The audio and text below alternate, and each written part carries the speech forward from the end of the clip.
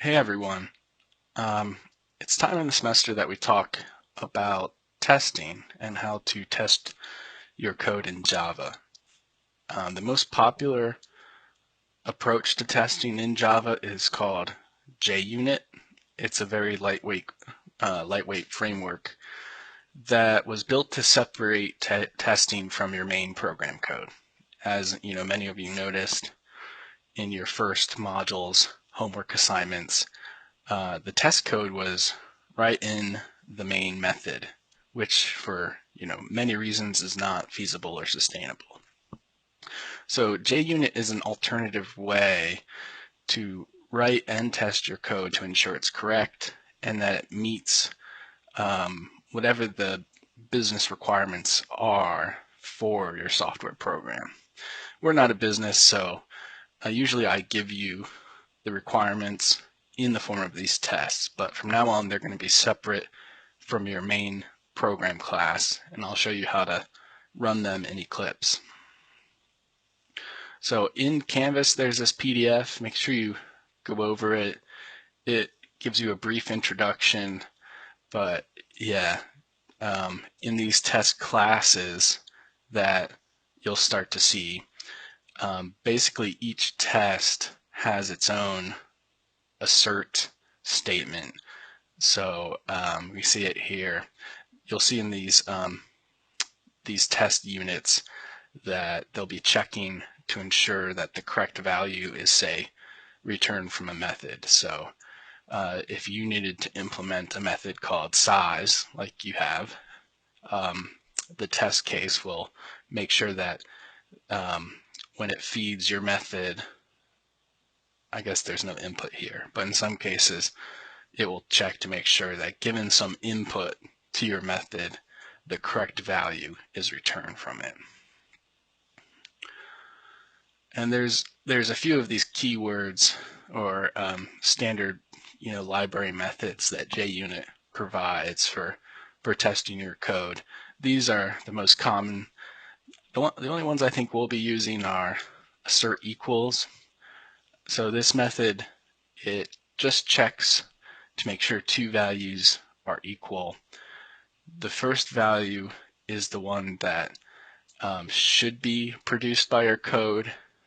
The second one is the actual value that your code produces. So if you fail one of these tests, it's because the actual values returned by your method aren't what was expected. Assert true, assert false, these are very simple. Assert not null. And in some of the programs, if you're studying, if we're talking about exceptions, we'll see this assertion clause too, that when a certain block of code was run, it threw a particular type of exception.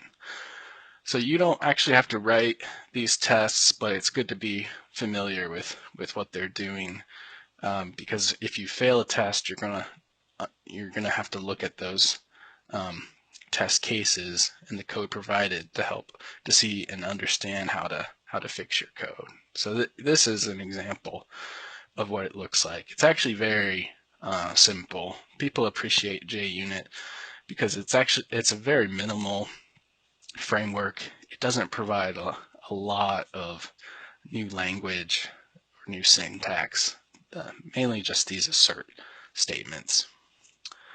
So in this JUnit test class, we have two different unit tests. Each one of these is a unit test. And often there'll be like a positive condition and a negative test. So this first unit test makes sure that a get greeting method here returns the correct string result, hello world. If it returned an empty string, that would be incorrect. So assert not equals is used here.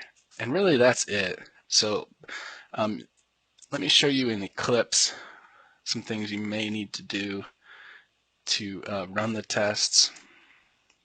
And I provide a small sample code package to just get you more familiar with JUnit.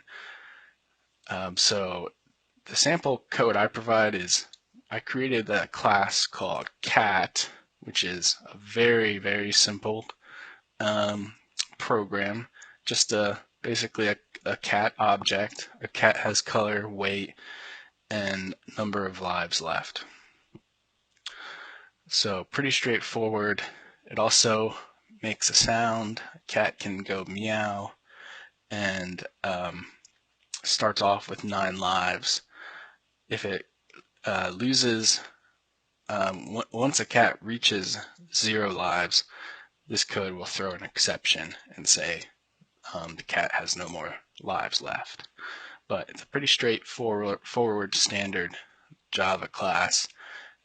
The tests will be separated out from the main program, so you'll have to open them in a different file. And here you can see the same format again as in the PDF document. So the first time you open this file when you're ready to test your code, you may see some red underlines, which means that JUnit hasn't been successfully installed yet.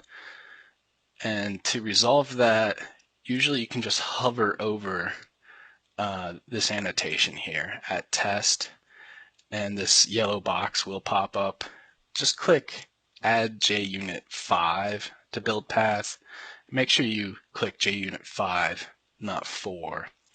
And that should resolve the issue. If that doesn't work, there is a manual way to do it involving going to your settings for your project. And I go over that in the PDF. There's some instructions for how to do it. But I think you just go to build path here and then add libraries. And yeah, Eclipse makes this super easy. It's already bundled together with your version of Eclipse. All you have to do is click JUnit here, make sure it's JUnit 5, and once it's been added to your project, you will see the library here. It will now be a part of your Java project. So if you don't see this here, that may be why those red underlines haven't gone away yet.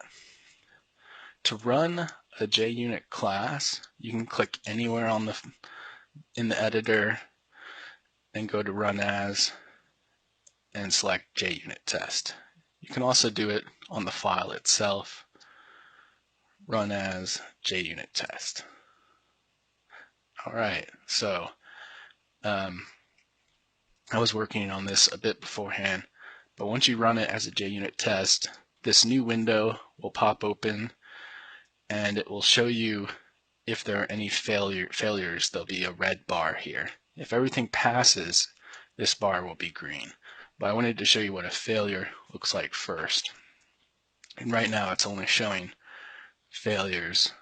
If you wanted to see all 4 tests, you can toggle this button, reopen it.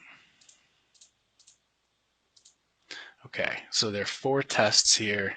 2 of them passed and 2 of them failed. So we have the red bar, 2 failures, it says right there.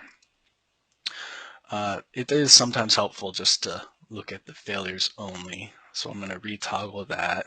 That's pretty much the only button I use from that menu.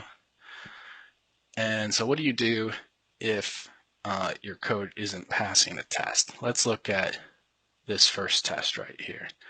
And you can actually right-click the test that's failing. If you click Go to File, it will show you the actual test that's failing directly in the JUnit file. You can also use this right-click menu to rerun the test or debug it. This should launch a Eclipse debugger for you that will allow you to step through the make sound method. So that's another good resource at your disposal too, the Eclipse debugger. But most times you can actually figure out why a test is failing just by looking at the code here or by looking at this failure trace stack. which is cut off, but the very top line is usually the one you want to look at. So this test was expecting meow, but received nothing. You can expand this and get some more information too if you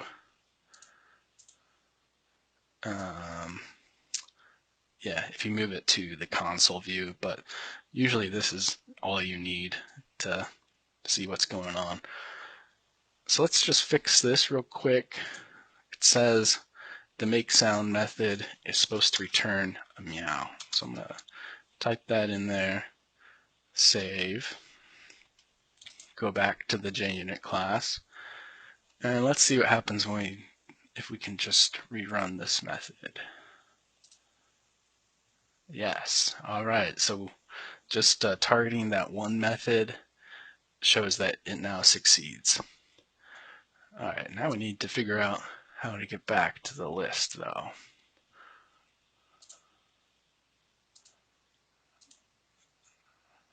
Rerun test.